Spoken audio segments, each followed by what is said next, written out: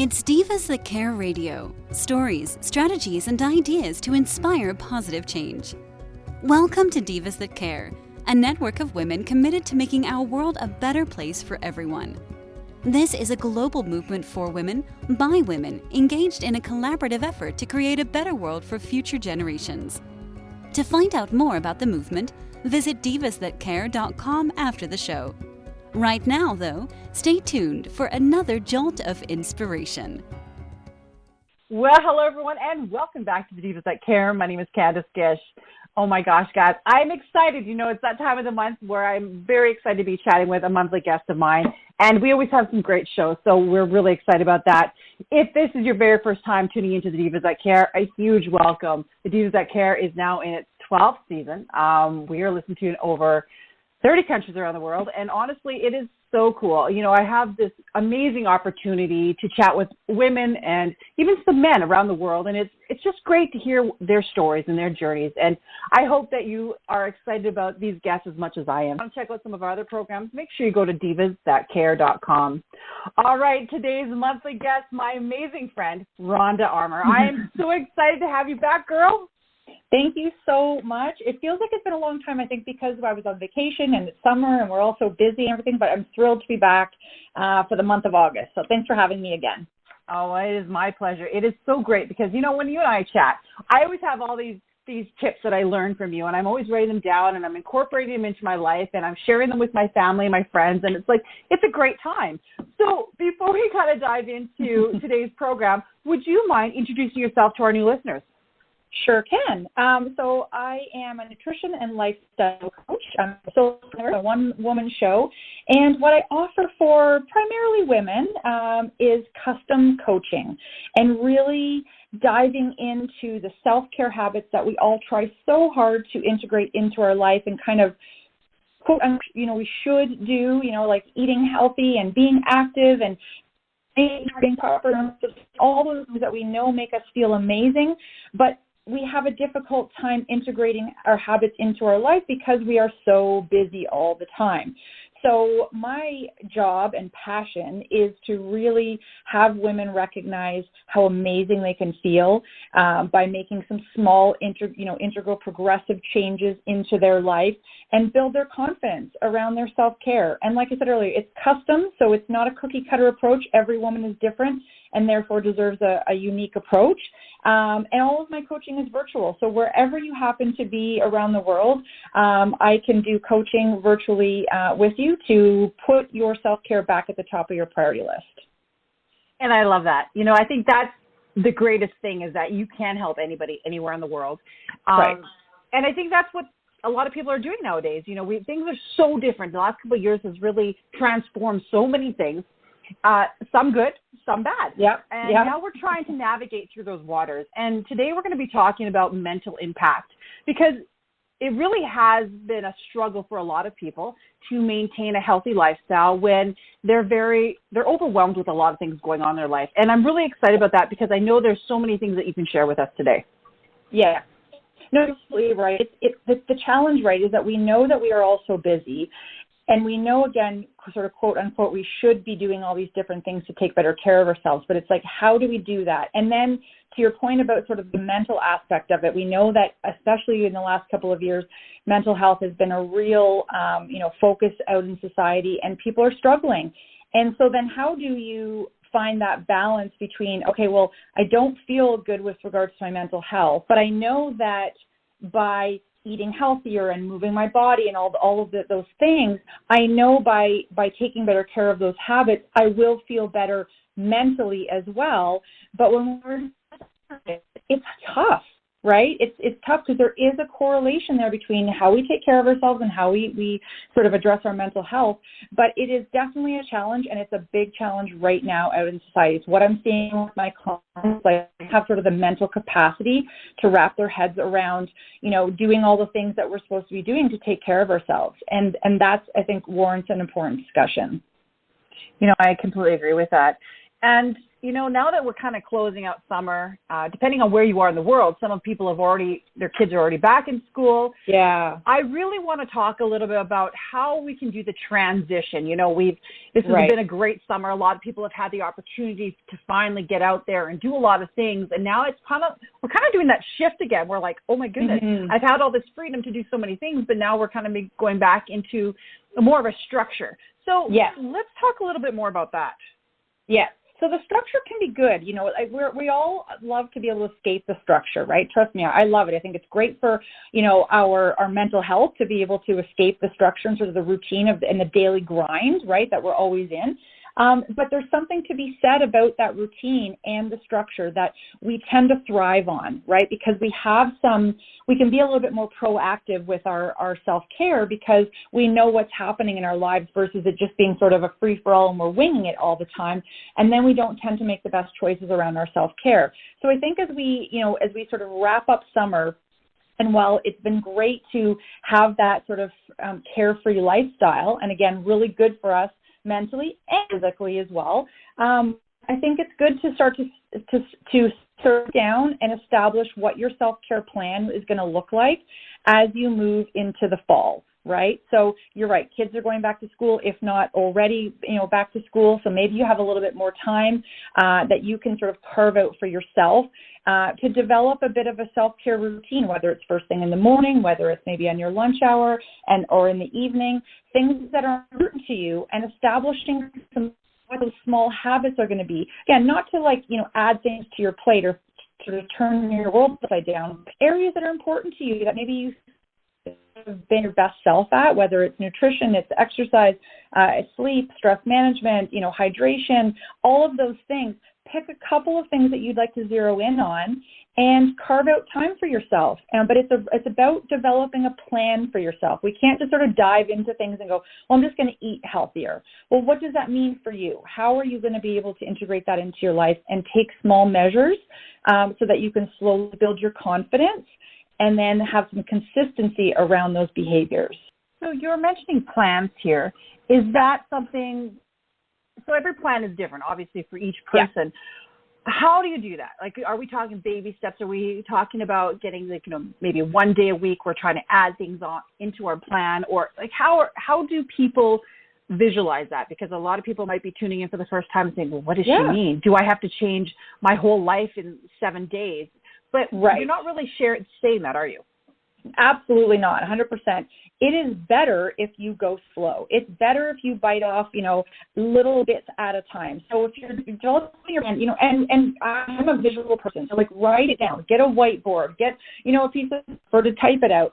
That's fine. But I think first addressing what are the areas of your self-care that you're not content with, that are not working for you. Again, we could be talking about nutrition, for example. If that's one area where you feel like, I've just sort of fallen off, I'm not eating, the good quality foods, and if that's one of the areas you want to zero in on, then we need to sort of break that down, okay? You can break it down by meal. Where am I sort of lacking my nutrition? Is it breakfast? Is it lunch? Is it dinner? Is it snacking?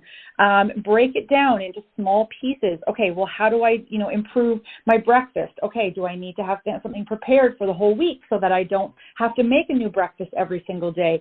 Maybe it's dinner and I'm going to do some meal planning for my family. Maybe it's snacking that's the issue. And we need to sort of, start to accumulate a list of healthy snacks that you can go to, and then you need to have those items in the house. So really break it down. So if you start with nutrition, right, if that's an area you want to zero in on, then don't just say again, I'm going to eat healthier, because that's not going to last. What does that mean for you? Zero in on it. Again, pick a meal, focus on that first, build your confidence. And don't just pick a meal, but then drill down even further to say, okay, what am I lacking? Am I missing my protein at breakfast? Okay, how do I integrate protein? What are my protein options? List them out. Eggs, Greek yogurt, protein pancakes, whatever works for you. And in terms of breakfast items, and list it out. Really continue to narrow down your goals and the choices that you have around those goals, and fine tune them. Because if you bite off more than you can chew, literally, no pun intended, by just saying, I'm going to change my nutrition and eat healthier, it's too big, it's too broad.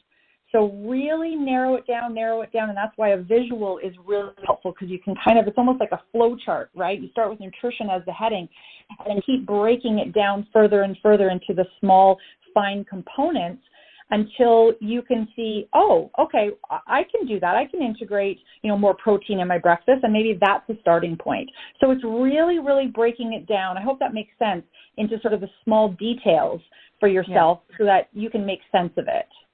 Well, and I love that part of it. You're really trying to empower people out there by telling them that. And you know what, guys? It's okay. There is those moments that you do relapse, and it's just getting back. And that's normal. Yes. But this is the thing. If you have a plan, and if you have a visual plan and it's written out or typed out or whatever you want, then when you do have those times in your life where life is just throwing too much at you, or, again, back to health, if that becomes a concern, you can sort of refer back to this initial plan that you've made, where you understand what your goals are and you understand what might work for you as a unique individual, because you're the one that has developed the plan, which is what I do with my clients, right? I don't give them a plan.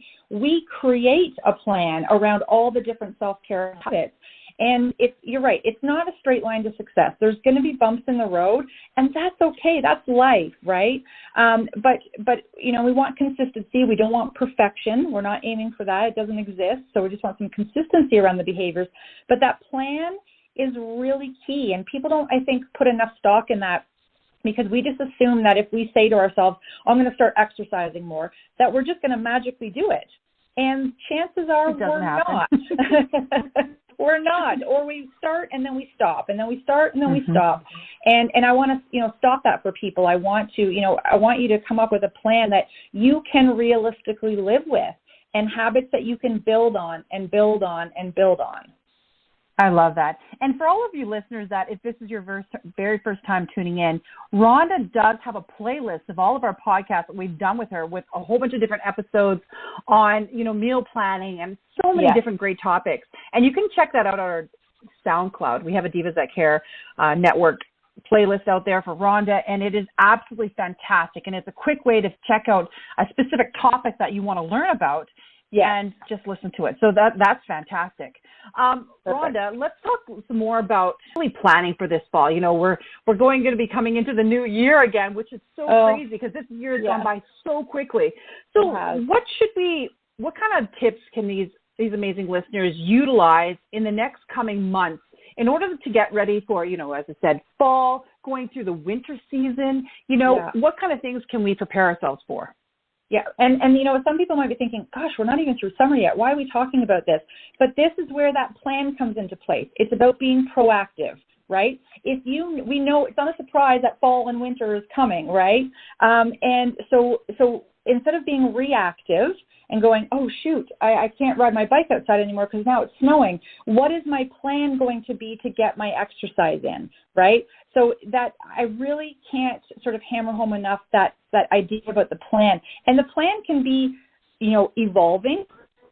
It can change seasonally based on, what's happening outside, what your likes and dislikes are. But I think that, we can't stress it enough that we're still in summer, right? That fall, you're right, is right around the corner. It will be knocking at our doorsteps before you know it.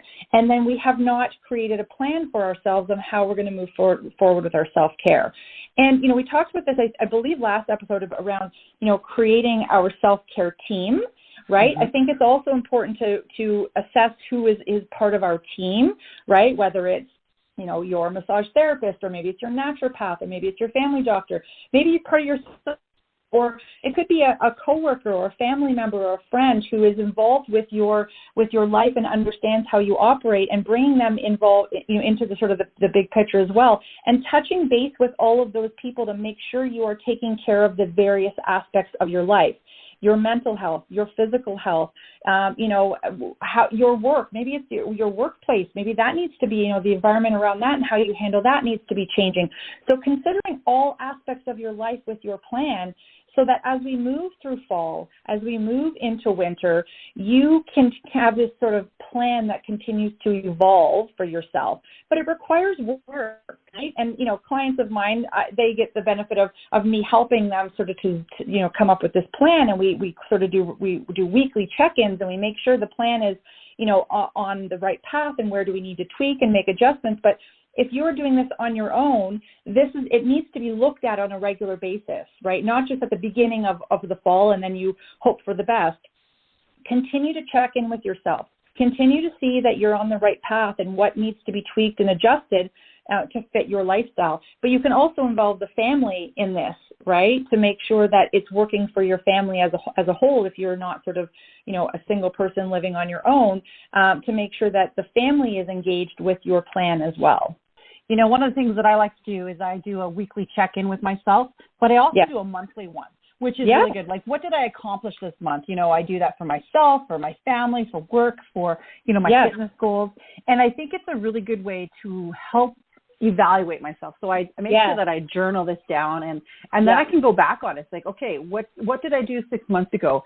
Did it work? Did it not work? What do I need to reevaluate for, the next 6 months? And I always thought if I can put myself in a position where I'm making myself take responsibility, it's like, it makes so much more sense. And I don't have to feel like I'm not necessarily giving that away to somebody else, but I want to feel good. It's like, I feel accomplished within myself, even though it's, as you were mentioning, baby steps. It feels good to know that I've done it myself. Absolutely. Doing that sort of self-reflection, right? Sometimes we don't want to do that self-reflection because we know maybe I haven't been doing what I should be doing, or I'm not feeling the best I could. But I think that it's really important. It's vital, especially as we come out of summer. This is sort of going full circle to what we talked about at the beginning about, that summer sort of has this like loosey-goosey sort of non-routine schedule. We're on vacation, kids are out of school. Like it's all a little bit different. And we lose sort of that sort of structure around our life. But we can be honest with ourselves and say, because I've done this recently to myself as we start to come through summer, to say, oh, wow, this is sort of not working for me. The way that, like, for me, it's been my dinners, for example. And the dinners are just not working for me in terms of fitting into my lifestyle, the quality of the meals, that sort of thing. Because it's been summer, right? And I've just sort of let it go a little bit. So that is something that I've reflected on to say, you know what, this didn't really work for me. How do I move forward in a way so that as I go through the fall and into the winter, that it works better for me now that I'm going to be a little bit more structured. So having that self-reflection, like you said, seeing what's working, what's not, and then establishing some small things that you can start to move forward with, sort of on a path where you're feeling more what you want for yourself regarding your health and wellness. I love that. And having people like yourself in our corner makes a world of difference. You are definitely a cheerleader for so many individuals, but you're there not just to hold somebody's hand, but to, be there to almost knock them down too. Because it's like, okay, what do we need to do? And keep them accountable. Yes, absolutely. This is like, I'm part of other people's self-care team, but I have my own self-care team as well, right? Because I'm a human being as well, right? Have the life challenges everyone else does. And it's important. It's important to have people that you can chat with about the challenges you're facing or the amazing successes that you're having with regards to your self-care. Surround yourself with those people that you can get perspective from, that you can get accountability from, that you can get, like you said, being a cheerleader. I will always be my client's biggest cheerleader because my goal is for them to be their own cheerleader, right? But in the meantime, I will cheer them on and hold them accountable and make them recognize where they're maybe falling short on their goals, but also where they are exceeding, right? Because sometimes we're really good at being harsh with ourselves, but instead of there's also value in recognizing where you've been there when you wait a second, I've been doing this particular habit for a while and it feels really good, and recognizing that as well. And you've got some great things happening, but you've got a newsletter that people can sign up for. Where they can get a lot of tips and tools. And let's talk about your book. I love all this amazing stuff happening in your life. It's absolutely extraordinary. And I'm always thinking about, look at all the people you're impacting on a global scale. Right. And that's my goal. My passion is really just sort of again, I'm speaking primarily to women, but it does go for men too, feeling that you're not alone in sort of your struggles or your battle around self-care. It's not easy to take good care of our health, right? Because we have all of these competing priorities. And, you mentioned my newsletter. I send it out monthly. It's really just like a fun, it's not going to be, a boring read. There's there's a quote, it features my little pocket beagle and lessons that I've learned, from her around life. And there's always tips and there's recipes and different things, because I want you to be able to sort of have the full package. And then my book, it's not going to be for everyone, but it's really about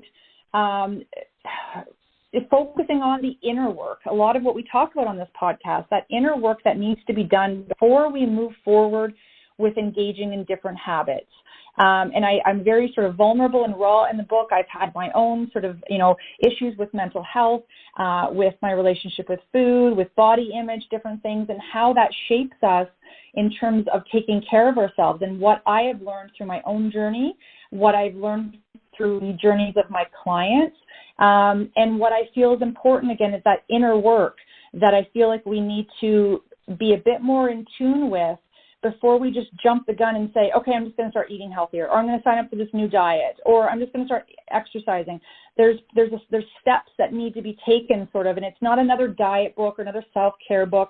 It's really a conversation, an honest conversation about, how we can sort of change the perspective on how we've taken care of ourselves so that we can do a better job, and taking a unique sort of custom approach to how you address your self-care. So it's coming out in a couple of weeks. So I'm very excited. It's looking like September 9th or 10th, but I will be sure, like in the September podcast, we'll definitely, chat about it. But it's coming out, and again, it's not for everybody, but it's sort of laying the groundwork or the foundation for your self-care. And it, Can't wait. So it's going to be, it's fun. I'm excited. And I appreciate you mentioning it and the support. I appreciate it. Oh my goodness, girl. We just love having you on the Divas That Care. We are so grateful for everything that you've done for us, sharing all these amazing tips for all of our listeners. So Rhonda, if some of our listeners are wanting you to be a part of their team, how can they get a hold of you? The best way is to go onto my website, which is rhondaarmourcoaching.com. You can book a complimentary consultation there. There's no pressure to commit to anything. We just have a conversation. So you can see sort of my methodology and philosophy around coaching, because I really am dedicated to it being custom coaching that's about you, not a one-size-fits-all approach. So you can reach me there. That's your best way. But I'm also on social media. I'm on Facebook. I'm on Instagram, LinkedIn, Rhonda Armour Coaching. Okay, Rhonda, last-minute question I have for you. Do you have any last-minute tips, tools, anything you want to share with us? I guess just going back to the plan, as we wrap up summer, enjoy the rest of your summer. I don't want people to say, oh, it's the end of summer. There's still plenty of really nice weather, well, here anyways, I am, and take the opportunity to enjoy it, but start to develop the self-care plan. Start to map it out for yourself. It can be a work in progress. It's not, carved in stone, but map it out for yourself. You'll feel so much better if you have a plan. We all know that when we have a plan for anything in our life, we always feel so much more in control. So let's start there. Let's start to develop the self-care plan as we sort of finish up and come up the last few weeks of the summer, so that you can go into fall confident and top of your game. Thank you so much. It has been a pleasure chatting with you today. Thank you so much. It's always a pleasure. It's amazing. Having you on my program has just been a highlight. And for all of our listeners, I will be posting all of Rhonda's information on our social media so that you have a chance to check her out. You know how to get a hold of her so that you're aware of when her book comes out too, because I know that that's going to be an absolutely great thing. And to all of our listeners, thank you so much for tuning in to us. We really appreciate you. We're so grateful. Remember to like, share, and comment on our programs. It really does help us out. I hope that all of you have a fantastic day and that you remember to do something kind. Until next time, everyone. Thanks for listening. This show was brought to you by Divas That Care. Connect with us on Facebook, on Instagram, and of course on divasthatcare.com, where you can subscribe to our newsletter so you don't miss a thing.